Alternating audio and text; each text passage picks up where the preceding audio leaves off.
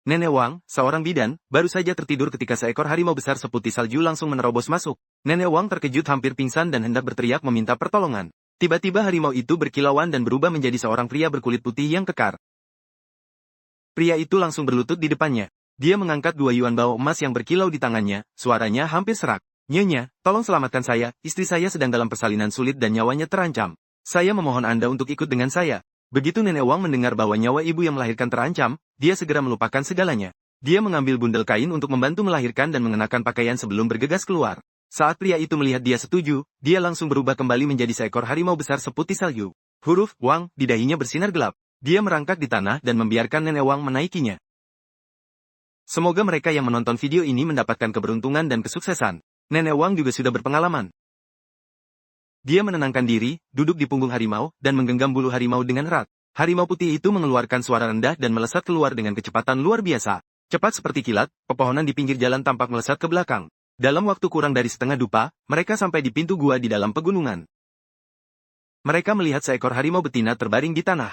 Perutnya sangat sakit hingga dia mengeluarkan suara. Nenek Wang mengangkat lengan bajunya dan segera mulai bekerja. Setelah berkutat sepanjang hari, akhirnya, dia membantu harimau betina melahirkan 2 bayi harimau yang gemuk. Ibu dan anaknya selamat. Harimau putih sangat bersyukur.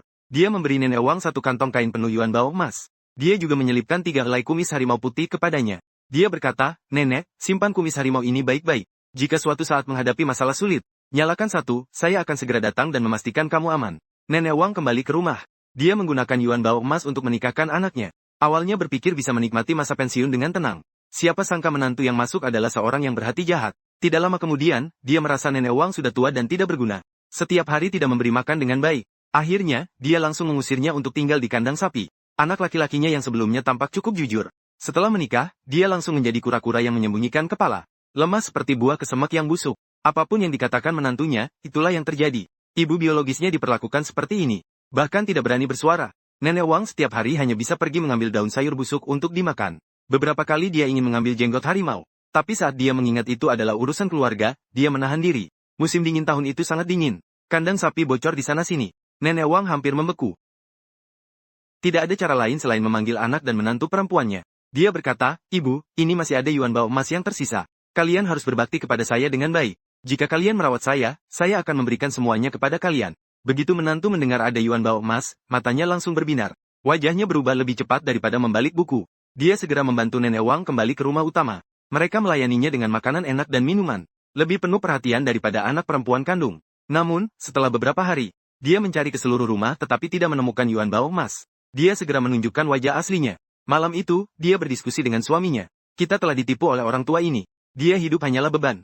Lebih baik kita seret dia ke bukit belakang dan menguburnya. Supaya tidak perlu repot-repot melayaninya. Anak laki-laki yang penurut itu tidak berpikir panjang.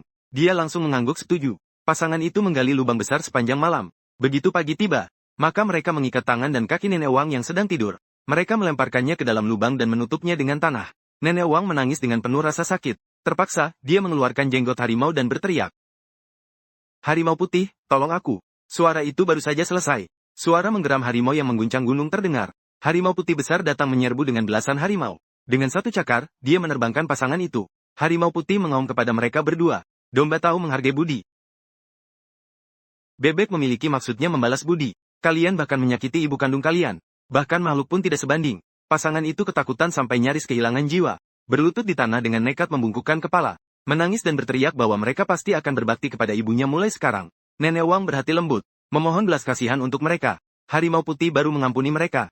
Mengancam bahwa jika mereka berani membungkukkan kepala lagi di depan orang tua, akan langsung menggigit sampai mati. Sejak saat itu, pasangan itu tidak berani lagi bertindak sembarangan. Melayani Nenek Wang dengan patuh dan jujur. Nenek Wang hidup hingga usia 99. Meninggal tanpa penyakit. Pada hari pemakaman, seluruh penduduk desa mendengar gonggongan harimau dari bukit belakang. Suara penuh kepedihan, berlangsung selama 1 hari penuh, seperti sebuah pengantar terakhir, seperti sedang menangis lagi. Peristiwa ini juga menyebar ke desa-desa sekitar.